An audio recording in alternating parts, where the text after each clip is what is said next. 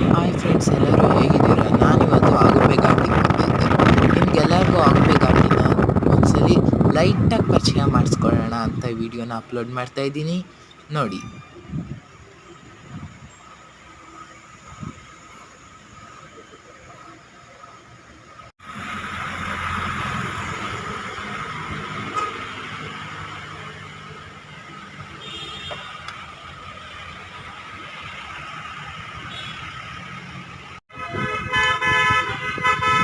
ಆಗುಂಬೆ ಘಾಟ್ ಒಂದು ಫ್ಯಾಂಟಾಸ್ಟಿಕ್ ಘಾಟ್. ಇದು ತುಂಬಾ ಬ್ಯೂಟಿಫುಲ್ ಆದಂತಹ ಘಾಟ್.